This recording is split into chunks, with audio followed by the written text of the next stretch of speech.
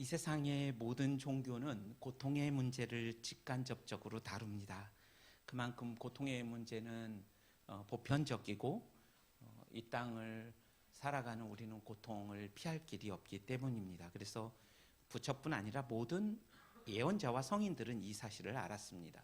특별히 불교의 창시자인 시타르타 부처는 깨달음을 얻은 뒤에 보리수 아래서 우리가 예전에 윤리 시간에 배웠는데 불교의 사성제, 그래서 그중 첫째가 모든 삶은 괴로움이고 삶은 고통이다 라는 가르침을 우리에게 남겼습니다. 그래서 인생이 고통의 바다다, 이런 이야기를 불교에서도 이야기합니다.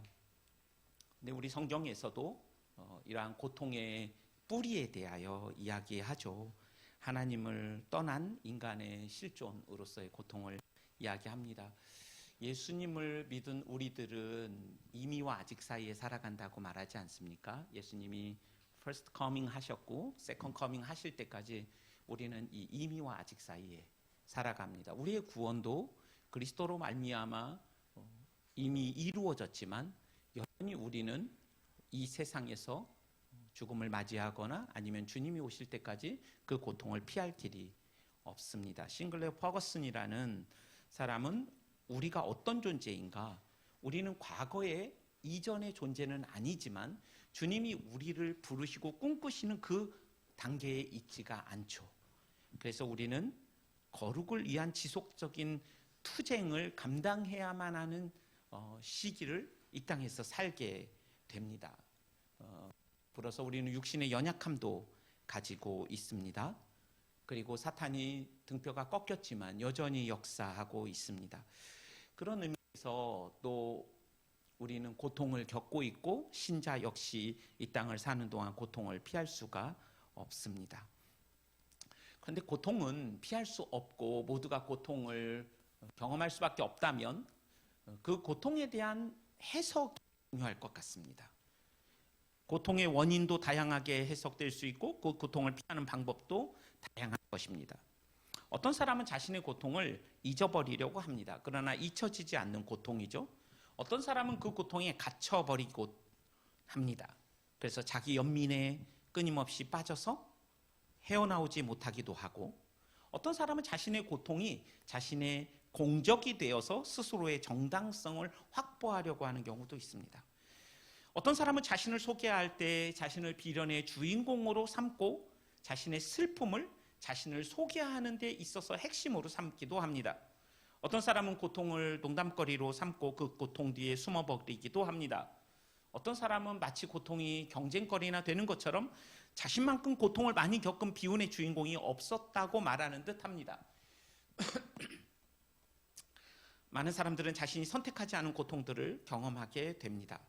그런데 여러 부류로 나눌 수 있겠지만 인생이 피할 수 없는 상처와 고통과 슬픔 앞에서 사람들은 크게 두 모습으로 이렇게 나누어질 수 있을 것 같습니다. 첫째는 상처와 고통이 많을수록 다른 사람들에게 어려움을 주는 사람입니다.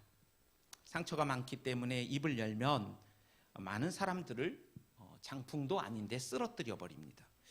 자신도 모르는 가운데 특별히 피상적인 관계에서는 드러나지 않지만 익숙한 관계 안에서는 소홀함과 경멸함과 무관심함으로 사람들을 어렵게 합니다. 고통을 새롭게 해석하지 못하는 것이죠. 그러면 고통을 낯설게 보고 새로운 관점에서 보지 못할 때 어떤 일들이 일어나냐면 그 고통이 자신을 통제합니다. 그래서 그 고통에 매여서 자신을 통제하지 못합니다. 컨트롤이 안 되는 거예요. 그리고 타자성을 상실한다고 합니다. 이 말은 하나님의 말씀, 타자이신 하나님의 말씀, 하나님, 그리고 내 앞에 있는 사람이 나에게 어떤 영향을 끼치지 못하게 되는 것이죠. 그래서 깊은 관계를 맺는 법을 잘 모르기 때문에 피상적이고 관계 안에서 트러블 메이커로 살아가기도 합니다. 그러나 두 번째는 상처가 깊은 만큼 하나님과 사랑에 대한 깊은 이해를 가진 사람입니다. 그 사람은 고난을 새롭게 해석함으로 성장과 변화하고 성찰합니다. 그리고 그 고난 속에서 고난이 아니면 빚어질 수 없는 그 아름다운 그리스도의 손길을 경험하면서 상처 입은 치유자가 됩니다. 우리가 헨리 나우엔이라는 사람이 쓴 온디드 힐러라는 그 상처 입은 치유자라는 책에서 볼 수 있는 것처럼, 특별히 상처를 우리가 상담이라는 공부를 하지 않았더라도 하나님께서 우리를 만지신 흔적이 있고 분명한 체험이 있는 사람들은 누군가를 만났을 때 하나님이 나를 만지셨던 그 은혜와 긍휼과 사랑으로 누군가를 새롭게 하고 치유할 수 있습니다. 누군가의 그 상처난 자국을 보면서 아직도 아물지 않은 내 상처의 붕대를 풀어서 다른 사람들의 팔에 묶어주고 구원과 치유와 회복의 역사를 경험하는 사람이 두 번째 부류의 사람이라고 말할 수 있겠습니다. 오늘 우리가 읽은 이 성경은 다윗이 쓴 시인데, 그는 숨쉬기도 힘든 고통 앞에서 자신이 만난 고난을 어떻게 지났는지를 우리에게 분명하게 보여주고 있습니다. 이 시의 배경을 우리가 이해할 필요가 있는데, 맨 위에 보면 유다 광야에 있을 때에 라고 적혀져 있습니다. 우리가 상상할 수 있는 것은 다윗이 자신의 장인인 사울에게 쫓겼거나 아니면 자신의 아들인 압살롬이 쿠데타를 일으켜서 쫓겨났을 두 가지 상황을 생각해 볼 수 있습니다. 그러나 많은 학자들이 이야기하기를 아마 이 시의 상황은 압살롬에게 쫓기고 있는 상황이 아닐까. 물론 반대의 상황도 가능합니다. 어찌됐든 그는 어떠한 경우이든 그는 죽음의 고통 앞에 직면해 있습니다. 저는 이 말씀을 자식이 쿠데타를 일으켜서 자신의 왕자를 빼앗은 압살롬의 상황에서 쓰여진 시라고 설정하고 이 말씀을 여러분들과 나누고 싶습니다. 하나님의 말씀 그대로 그가 밧세바를 범하였을 때 하나님께서는 말씀하셨습니다. 너는 은밀하게 죄를 지었으나 너는 백주 대낮에 너의 아내가 수치를 당하는 일을 경험하게 될 것이라는 그 말씀 그대로 그는 공개적으로 자신의 여자들이 성 위에서 만백성들이 보는 백주 대낮에 수치를 당하는 일을 지금 경험하고 있습니다. 그리고 자신의 친구였고 같은 상에서 음식을 먹고 하나님의 일들을 논하며 국사를 의논했던 아히도벨이 압살롬의 편에 섰다라는, 그래서 그의 반역에 동참했다는 이야기를 들었습니다. 자식과의 관계가 깨지고 가장 친밀한 관계가 깨어져 버렸습니다. 자신을 따랐던 수많은 백성들의 마음이 압살롬에게 넘어가서 이제는 백성으로부터도 거절감과 배반을 당하는 그런 상황에 그는 처해 있고 그 상황 속에서 이 시를 쓰고 있습니다. 우리가 사무엘하 15장의 배경을 보면 다윗이 유다 광야로 도망갈 때의 상황을 이렇게 설명하고 있습니다. 온 땅 사람이 대성통곡하여 모든 인민이 앞서 건너가매 왕이 기드론 시내를 건너간 모든 백성이 광야길로 향하니라. 그러니까 광야에서 어떤 일이 있었냐면 다윗이 감람산 길로 올라갈 때의 머리를 가리우고 맨발로 울며 행하고 저와 함께 가는 백성들도 각각 그 머리를 가리우고 울며 올라갔더라. 그는 광야에서, 오늘 말씀에 보면 내적인 상황은 1절에 주를 찾되 물이 없어 마르고 곰핍한 땅에 있다고 표현하고 있습니다. 외적인 상황은 온 백성과 함께 이 맨발로라는 의미, 어떤 문화적인 의미가 있는지는 정확히 알 수 없으나 그는 맨발 가운데 수치로 인해 머리를 가리고 감람산 시내를, 기드론 시내를 건너고 감람산으로 오르며 광야에서의 탄식과 곰핍함과 절망을 경험하고 있습니다. 자신의 상한 얼굴을 아무에게도 보이지 않고 싶은 그 깊은 절망 속에서 그는 문득 죽음을 생각할 만큼 고통스럽지 않았을까 생각해 봅니다. 우리도 우리의 인생 속에 그런 시간을 지나왔고, 또 어떤 분들은 지금 그 고통에 직면해 있고, 또 현재까지 그런 고통이 없었더라 하더라도 선택하지 않은 그 고통이 언제 올 줄 모르는 그러한 고통 앞에 우리는 살아가고 있습니다. 그렇다면 이렇게 숨도 쉴 수 없는 이 다윗은 이 고통을 어떻게 그가 그 고난에 함몰되지 않고 그 고난을 디딤돌 삼아 하나님 앞에 발돋움할 수 있었는가? 우리가 다윗을 통하여 한 세 가지를 살펴보려고 합니다. 어떻게 그는 그 고통을 감당할 수 있었을까? 첫 번째로 그는 하나님과 맺은 언약적인 관계 때문에 이 어려움을 이길 수 있었습니다. 저는 성경을 읽으면서 정말 이해되지 않는 부분이 어떻게 하나님이 이스라엘을 버리지 않으실 수 있을까? 라는 의문입니다. 오늘 본문에서 다윗은 우주의 창조주이신 하나님을 나의 하나님으로 고백하고 있습니다. 내가 당신을 찾고 내 영혼이 당신을 갈망하며 내 몸이 당신을 앙망한다고 말하고 있습니다. 성경에 나오는 언약은 신명기에서 나는 너의 하나님이 되고 너희는 나의 백성이 되며 나는 너의 남편이 되고 너희는 나의 신부가 된다는 말씀입니다. 그러나 성경을 읽어보면 이스라엘은 정조를 지키지 않았습니다. 그래서 하나님께서는 에스겔에게 말씀하십니다. 내 아내가 죽어도 너는 슬퍼하지 말라. 호세아에게는 그 당대에 유명했던 고멜이라는 몸을 파는 여자를 아내로 삼아 아이를 낳았는데 끊임없이 또 다른 사람에 가서 몸을 파는 그 여자를 사와야 하는 비운의 그런 선지자로 묘사됩니다. 에레미야는 결혼을 못하고 일평생 살아갑니다. 이러한 하나님의 이 선지자를 통한 메시지는 내가 너희를 아내로 삼았으나 나에게는 지금 아내가 없다라고 말씀하시는 것입니다.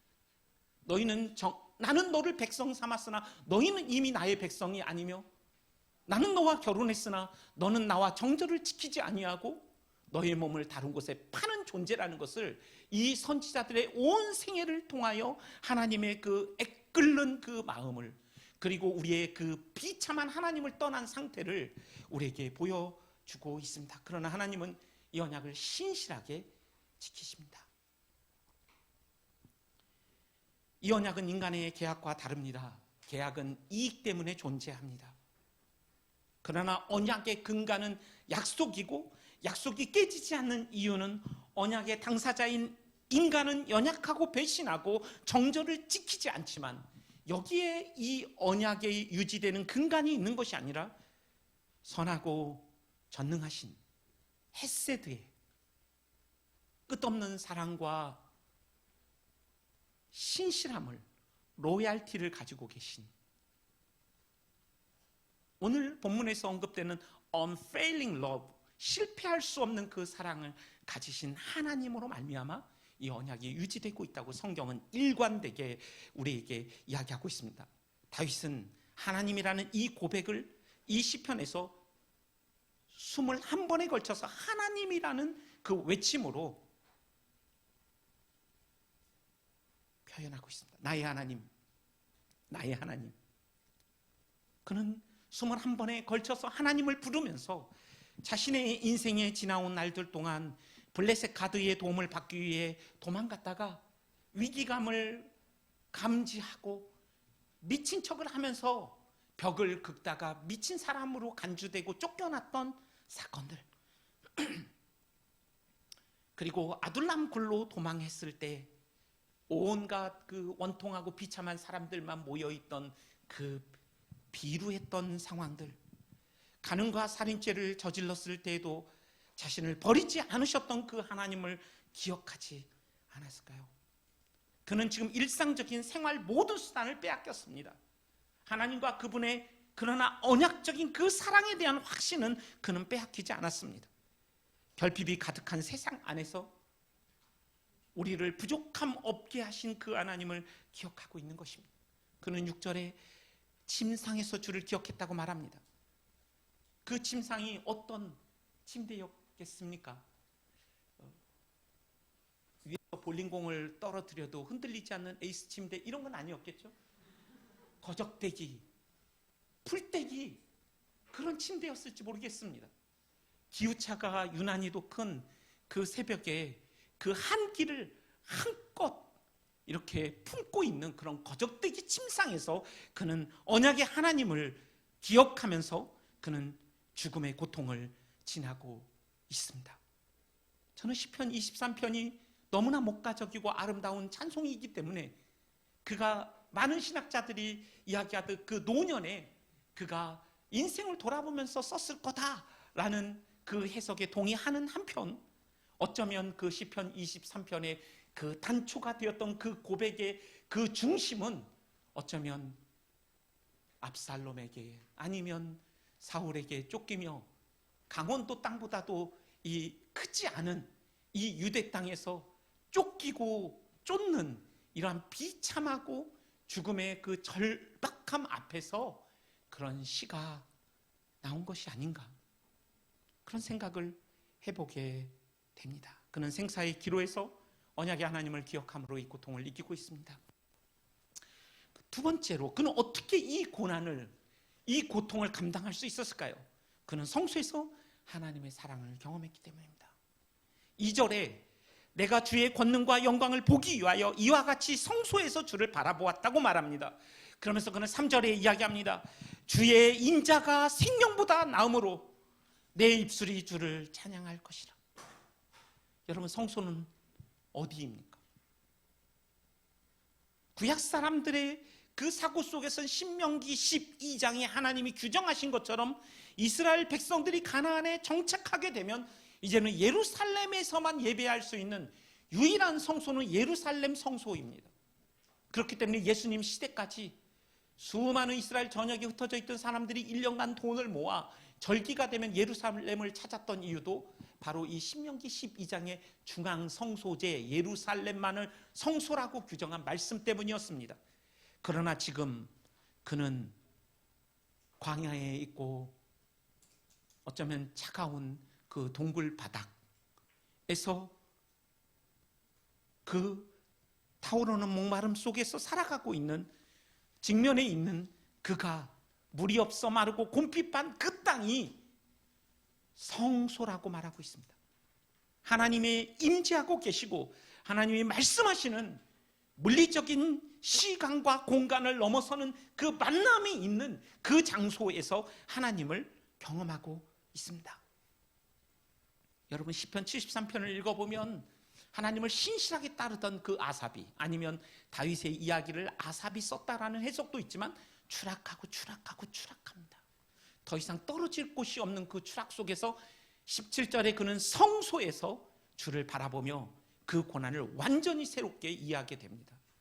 오늘 이 2절의 말씀은 그의 고난에 대한 결정적인 해석의 전환을 가져오는 장소이기도 합니다. 그가 압살롬에게 쫓겨서 나왔을 때 제사장들이 그 예루살렘에서 법궤를 가지고 다윗의 뒤를 쫓아왔습니다. 우리가 다른 말씀들을 보면 이 정황들을 잘 알 수 있는데 다윗은 그때 법궤를 돌려보냅니다. 엘리의 아들과 같이 얄팍하고 조잡한 신앙으로 그 법궤가 자신을 지켜줄 것이라고 생각하지 않았습니다. 어쩌면 그는 마치 신앙생활이 아닌 종교생활 속에 쩌들어 있던 야곱이 돌베개를 의지해 잠이 들었던 그 베델에서야 진짜 하나님을 만났던 그 경험을 지금 하고 있는지도 모르겠습니다. 단지 머릿속에 머물렀던 지적인 통찰 속에서 알았던 그 하나님을, 진짜 하나님을 인정하고 그 하나님을 개인적으로 내 인격 속에 깊이 경험하는 그 장소가 지금 2절의 성소였는지도 모르겠습니다. 그는 광야에서 애도의 시간을 얼만큼 보냈는지는 알 수 없지만 그가 경험하고 있는 이 성소라는 이 고백은 구약의 성도들은 절대로 할 수 없는 고백입니다. 성소는 예루살렘 뿐이니까.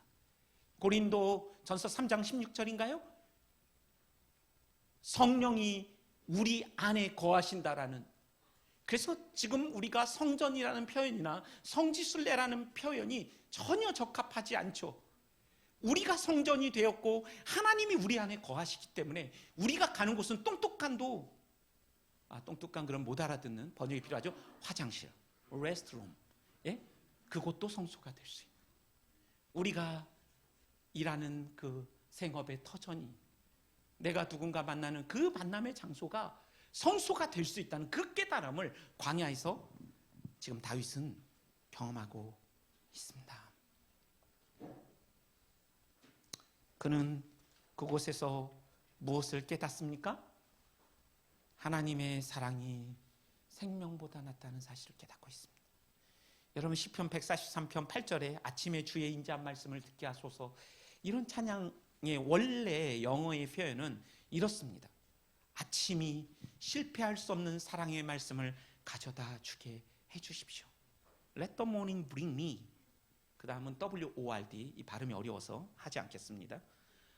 말씀, 실패할 수 없는 사랑의 말씀을 가져다 주게 해주십시오. 나의 소망을 당신에게 두었기 때문입니다.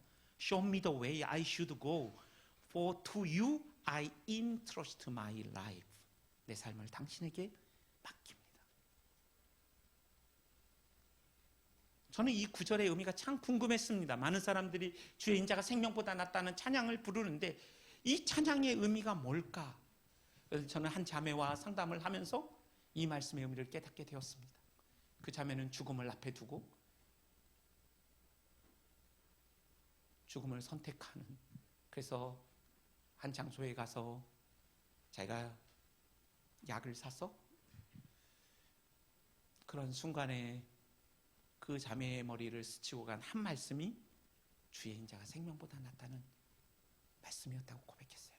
그리고 그 말씀이 자신을 살렸다고 고백했어요. 저도 길지 않은 그런 인생을 살아오면서 이 말씀이 저에겐 그런 말씀이에요. 주의 인자가 생명보다 낫습니다. 그 사랑은 실패할래야? 실패할 수가 없습니다. 그 사랑은 우리의 인생에서 우리가 경험하는 어떤 희로애락, 그 생명이라고 표현될 수 있는, 우리의 생명이 함유하고 있는 우리의 인생의 모든 경험보다 능가하는, 그의 사랑은 이 세상의 그 어떤 고통과 아픔을 겪는 그 어떤 사람의 절망과 고통을 능히 덮을 수 있는, 그 실패할 수 없는 사랑을 경험한 사람은 인생의 고통을 새롭게 해석하게 되어지는,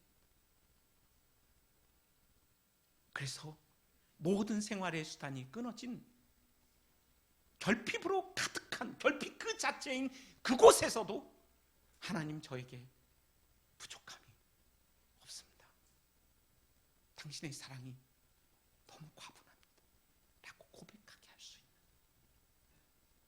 그 실패할 수 없는 사랑을 다윗은 성소에서 경험하고 있는 것이 아닐까요? 복음의 능력은 내가 겪은 그 어떤 상실보다 더 탁월하다는 사실을, 영원하고 완전한 교제가 한 번도 끊어진 적 없는 하나님께서 자식을 잃어버린 그 상실을 이해하고 계시다는 사실, 그래서 우리의 아픔을 치유하고 계시다는 사실, 그 뜨거운 심장으로 우리의 상실과 고통과 슬픔을 이해하실 뿐 아니라 감싸 안으시고 계시다는 사실, 그것이 하나님의 실패할 수 없는 사랑이고 다윗이 성소에서 경험한 사랑이 아니었을까요? 그래서 바울은 누가 우리를 그리스도의 사랑에서 끊으리요? 환난이나 공고나 핍박이나 기근이나 적신이나 위험이나 칼이랴. 사망이나 생명이나 천사들이나 권세자들이나 현재일이나 장래일이나 능력이나 높음이나 깊음이나 아무 다른 피조물이라도 우리를 우리 주 예수 그리스도 안에 있는 하나님의 사랑에서 끊을 수 없느니라. 그 깊이를 헤아릴 수 없는 그 사랑, 다윗은 여전히 광야에 있었고 먹을 것도 마실 물도 일상의 모든 혜택으로부터 단절되어 있지만 그는 찬양하기 시작합니다. 주의 인자가 생명보다 나으면 내 입술이 주를 찬양할 것이라. 숨도 쉴 수 없는 고통 앞에서, 고통을 능히 압도하는 하나님의 사랑 앞에서 그는 찬양합니다. 그리고 다짐합니다. 4절에 내 평생에 주를 찬양하겠습니다. 그는 더 나아가 뭐라고 고백합니까? 자신의 영혼의 상태가 어떻다고 말하고 있습니까? 골수와 기름진 것, 최고의 음식을 먹는 사람이 누리는 만족함 가운데 나는 있다고 고백하고 있습니다. 배고픔과 목마름 속에 곰핍한 가운데 있던 시인은 주님을 먹고 마시며 내적인 만족하면서 상황은 전혀 변하지 않았고 그는 여전히 광야에 있지만 그의 고난을 전혀 새로운 차원에서 바라보면서 새 노래를 부르고 있습니다. 어떤 찬양을 불렀는지는 알 수 없어요. 날 구원하신 주 그 찬양을 불렀는지 깊고 깊은 그 사랑을 노래인지 알 수 없지만 그 노래는 하나님의 귀에 가장 향기로운 제물과 같은 새 노래였을 것입니다. 단지 지적인 통찰로 부른 노래가 아니라 내 인격과 존재 안에 들어온 감정적인 통찰 가운데 깊은 찬송을 하나님께 그 거적대기 침상 속에서 그는 찬양하고 있는 것이죠. 마치 아비멜렉 앞에서 미친 척하다 쫓겨나와 동굴에서 시편 34편에서 비류와 억울하고 원통한 자들이 모였던 그들이 모인 그 자리에서 한 400여 명이 모였던 그 자리에서 다윗이 정말 죽음과 같은 신음으로 불렀던 그 조그만 찬송이 온 동굴을 울리고 그 원통함과 억울함 가운데 있던 400명이 오케스트라와 같은 엄청난 찬송으로 하나님께 드렸던 그러한 장면을 연상하게 됩니다. 그는 그 찬송을 드릴 때 34편 8절에서 말합니다. 여호와를 경외하는 자들은 아무런 부족함이 없도다. 젊은 사자들은 먹이를 잃고 굶주릴 수 있으나 주님을 찾는 사람은 복이 있어 아무런 부족함이 없을 것이다. 시편 23편의 고백을 결핍이 가득한 이 땅에서 그는 이 찬양을 부르면서 주님이 자신의 영혼을 골수와 기름진 것으로 먹이는 것처럼 만족하게 하셨다고 그는 기도와 찬송과 말씀을 또 읊조리면서 그는 고백하면서 7절에 하나님이 나의 도움이 되셨다라고 말합니다. 상황은 변하지 않았습니다. 외적인 어떤 도움이 있는지 이 시편을 통해서는 도무지 눈 씻고 찾을래야 찾을 수가 없습니다. 그러나 그 내면 속에 그는 하나님이 자신의 도움이 되셨다라고 말합니다. 찬송과 기도와 말씀이 그를 바꾸어 버렸습니다. 그 자신이 변해버린 것입니다. 외적인 상황을 새롭게 해석하고 있습니다. 어쩌면 그는 과거에 피해자 의식에 사로잡혀 있던 Why? 라는 질문밖에 던질 수 없었던 그의 마음속에 Why not? 이라는 질문이 생겼을지도 모르겠습니다. 그는 압살롬에 대한 생각, 나에 대한 생각, 하나님에 대한 생각들이 다 변화되고 있는 것을 경험하고 있습니다. 저 압살롬만 없었더라면 내가 이런 고통을 겪지 않았을 거야 라는 그런 생각으로부터도 그는 벗어나고 있습니다. 그것을 잘 보려면 그가 쿠데타로 쫓겨났을 때 사울의 집안에 시므이라는 사람이 나타나 영영 가거라 이 피비린내 나는 살인자야 하면서 다윗을 저주합니다. 그가 왕좌에 있을 때에는 찍소리도 못하던 이 시므이가 와서 엄청난 저주를 퍼부었을 때 그는 그렇게 이야기합니다. 내버려 두라. 많은 군대 장관들은 그를 죽이려고 했지만 내버려 두라. 혹시 하나님께서 어쩌면 그는 과거에 자신이 밧세바를 범하였을 때 하나님이 하셨던 말씀의 성취가 일어나고 있는 것을 감지했을지 모르겠습니다. 그는 실제로 쿠데타가 끝나고 그가 왕자로 돌아왔을 때 이 시므이가 다시 돌아와서 이 패역한 나를 용서해 달라고 했을 때도 군대 장관들이 그를 죽이려고 했을 때에 합당히 죽여야 된다고 말할 때 절대로 죽이지 않겠다고 말합니다.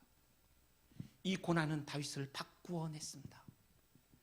한없는 피해자 의식에서 자신이 가해자일 수도 있다는 사실을 깨달았습니다.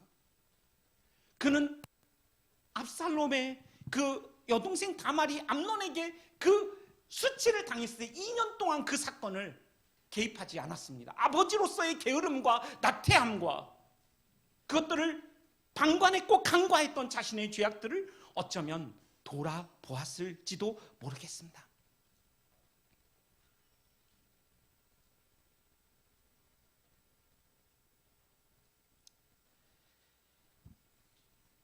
그리스도 안에 사랑하는 여러분, 그는 끊임없는 자신에게 몰입될 수밖에 없는, 함몰될 수밖에 없는 이 상황 속에 하나님을 집중하고 있습니다.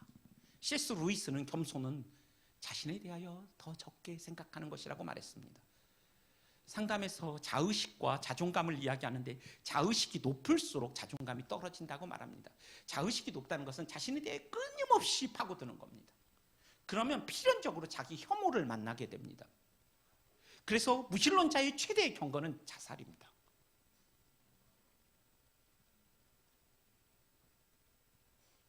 그 자의식 속에서 우리를 성찰하는 것은 필요하지만 우리의 연약함과 죄악을 발견하면 발견할수록 그리스도에게로 달려가고, 이 연약함과 죄악은 그리스도에게 달려가는 수단 외에 아무것도 아닌 것을 깨닫고, 하나님의 은혜가 날마다 얼마나 필요한 존재인지를 깨닫는 이유로만 우리에게 작용될 때, 그 고난이 하나님으로 우리를 더 향하게 할 때, 우리는 오늘 다윗과 같은 이 고백이, 이 시편에 담겨있는 이 다윗의 구약 성도로서의 그 고백을 능가하는 더 풍성하고 더 깊은 고백으로 하나님 앞에 드려질 수 있지 않을까 생각해 보게 됩니다. 그는 주님이 자신의 도움이 되셨다고 말한 이후에 보이지 않던 것들을 보고 있습니다. 뭘 보고 있습니까? 7절과 8절을 한번 보십시오.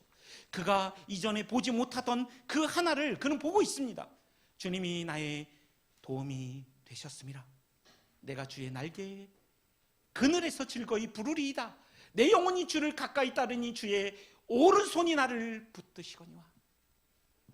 그는 볼 수 없었습니다. 자신이 주의 날개 그늘 아래 있다라는 사실을 볼 수 없었습니다. 그는 고난밖에 보인 것이 없었어요. 그런데 주의 능력의 오른손이 나를 붙들고 계시다는 사실과 주의 생명사계의 그늘 안에, 날개 그늘 아래 내가 있다라는 사실을 그는 보고 있습니다.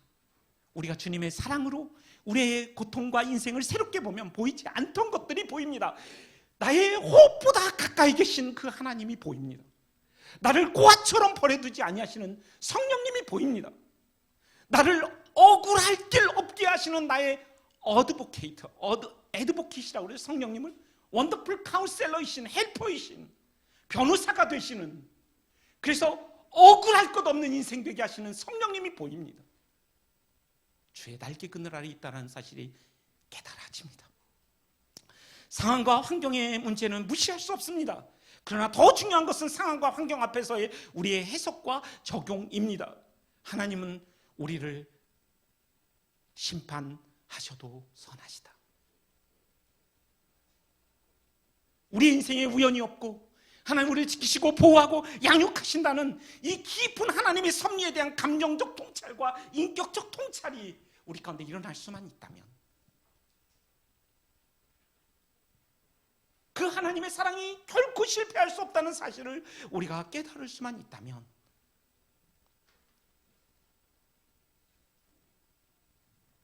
우리는 우리의 인생의 고통을 새롭게 해석할 수 있을 것이에요. 여인이 어찌 젖먹는 아이를 잊겠으며 자신의 태선한 자식을 잊을 수 있겠는가? 이사야의 외침입니다. 별의 이름을 아시고 그의 수요를 세시는 하나님이 여러분의 이름을 잊으실 수 있겠습니까? 창세전에 그리스도 안에서 나를 아시고 아심에도 불구하고 선택하신 그 하나님이 어찌 여러분과 저를 잊으실 수 있겠습니까? 여기에 생명보다 낫다라는 이 생명이라는 단어는 복수입니다. 이 땅을 살아가며 경험하는 모든 고통을 함의하고 있습니다. 그 어떤 최악의 상황과 아픔과 슬픔도 하나님의 인자심을 능가할 수 없다고 말하는 것입니다. 그 어떤 슬픔과 무덤까지 혼자 가지고 가고 싶은 그 어떤 비극도 이 사랑은 능히 치유하고 회복시킨다는 말씀입니다. 그 사랑이 다윗의 이 고통을 지나게 하고 있습니다. 마지막으로 어떻게 다윗은 언약의 하나님과 더불어 실패할 수 없는 사랑과 더불어 이 고통을 이기고 있을까요? 세 번째, 9절부터 11절까지의 내용인데, 하나님은 선악간에 반드시 심판하신다는 사실입니다. 이 땅이 전부가 아닙니다. 시편 73편도 그가 성소에 지날 때야 그들의 종말에 대하여 깨달았다고 말합니다. 아주 근시안적인 눈으로 내 고통을 그 안에서만 보았던 자신이 깨닫지 못하는 짐승과 같았다라는 자신에 대한 인식도 새로워지는 동시에 그 사건을 눈앞에 있는 고통 안에 갇혀서 보는 것이 아니라 영혼이라는 관점에서 새롭게 보기 시작하는 것입니다. 나의 영혼을 찾아 멸하려 하는 저희는 땅 깊은 곳에 들어가며 칼의 세력에 붙임받아 실랑의 밥이 될 것이다. 여우들의 밥이 될 것이다. 그는 지금 하나님의 관점에서 해결되지 않은 고통을 새롭게 해석하고 있습니다. 주 안에 사랑하는 여러분, 광야와 같은 인생에서 우리의 진짜 원수는 무엇입니까? 선악간에 심판하시는 하나님을 신뢰하지 못하는 그 불신이 우리의 원수입니다. 다윗은 광야의 불신과 원수를 믿음으로 이겨내고 있습니다. 그 믿음은 영원한 하나님의 심판입니다. 그는 자신의 생명을 찾아 멸하려 그들을 인하여 지금 더 이상 상처받지 않고 심판주 하나님의 손에 그들의 운명을 내어드립니다. 심판하신 하나님에 대한 다윗의 믿음은 신약의 성도로 살아가는 우리에게는 영원한 하나님의 나라에 대한 소망입니다. 영원한 하나님의 나라에 대한 소망. 이것은 현실을 무시하지 않으면서 영원한 소망이 오늘을 살아가고 있는 우리의 고통을 뚫고 들어와서 우리를 직면하게 하는 능력입니다. 종말에 대한 소망은 미래에 대한 기대와 더불어 고통으로 가득한 현실을 간과하는 것이 아니라 맞부딪혀서 적극적으로 능동적으로 대면하는 것입니다. 김진혁이라는 교수는 이렇게 말했습니다. 사람은 무엇을 궁극적으로 욕망하느냐에 따라 현실을 대하는 태도와 자세가 달라집니다. 천국의 갈망을 맞춘 사람은 현실을 천국처럼 살 수 있습니다. 하지만 이 땅에서 삶이 이 땅이 전부라고 믿는 사람은 해결되지 못한 두려움과 정화되지 않은 갈망 속에서 현실에 집착하게 될 것입니다.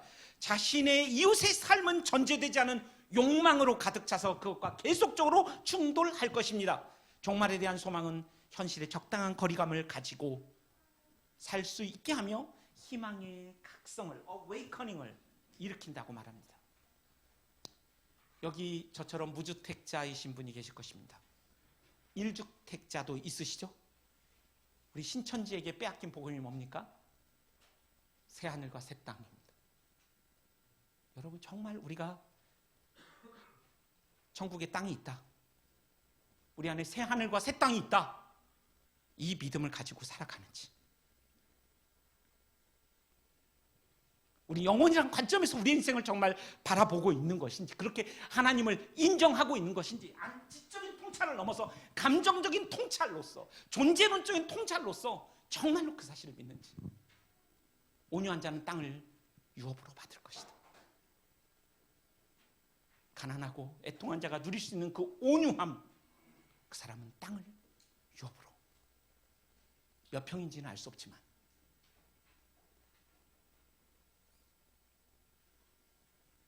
이 세상이 전부가 아니기에 영원한 하나님의 나라에 대한 소망은 우리로 오늘을 지나게 하는 능력이 됩니다. 졸지도 아니하시고 주무시지도 않는 하나님의 섭리를 믿는 사람은 고통을 지날 수 있는 소망을 가지게 됩니다.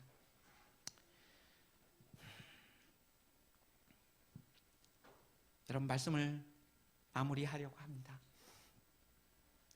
C.S. 루이스는 고난을 하나님의 스피커라고 말했습니다. 존 칼빈은 고난은 제3의 성례라고 말했습니다.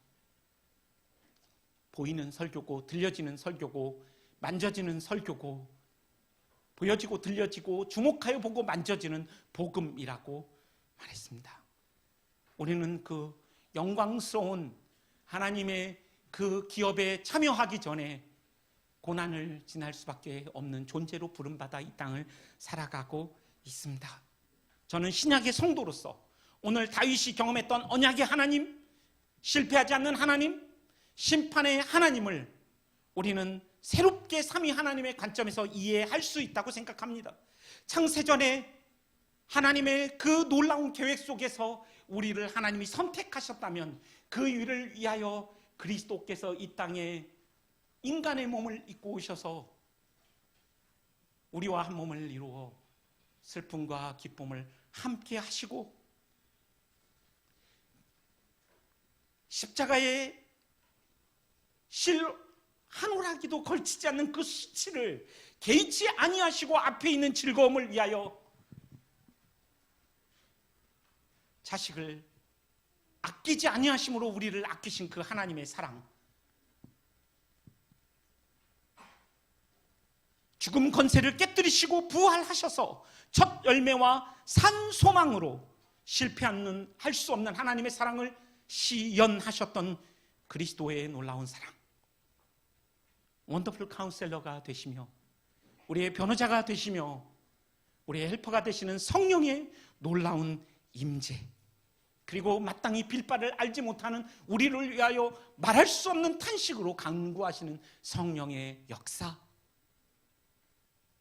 그리고 다시 오실 예수 그리스도, 하나님의 상속자로 우리의 눈물과 땀을 닦아주실 것이며 우리가 그리스도와 함께 온 땅을 다스릴 통치자 옆에서 하나님의 영광스러운 유업을 받을 자라는 그러한 확장된 그 인식 속에서 우리는 우리의 고난을 다윗이 이해한 것보다 더 풍성하게, 그리고 다윗이 경험했던 실패할 수 없는 그 하나님의 사랑을 삼위 하나님의 확장된 사랑으로 우리는 이해하면서 시편 63편의 찬송보다 더 깊은 찬송으로, 더 높은 찬송으로, 더 넓은 찬송으로 그렇게 하나님께 마땅히 우리가 찬양해야 하는 존재로 부름받지 않았는가, 그런 생각을 해보게 됩니다. 주 안에 사랑하는 여러분, 오늘의 이 말씀, 하나님의 그 성품, 언약의 하나님이시며 실패하지 않는 하나님이시며 그리고 심판하시는 그 하나님이 오늘 여기에 모인 여러분과 저에게 더 깊이 우리의 존재에 아로 새겨진 복음처럼 새겨져서 지금의 고난, 그리고 여러분과 제가 앞으로 직면해야 할 그 고난을 이 시편 63편보다 더 깊은 찬송으로 하나님께 되돌려드리는 우리 모두의 삶이 되기를 주님의 이름으로 축원합니다.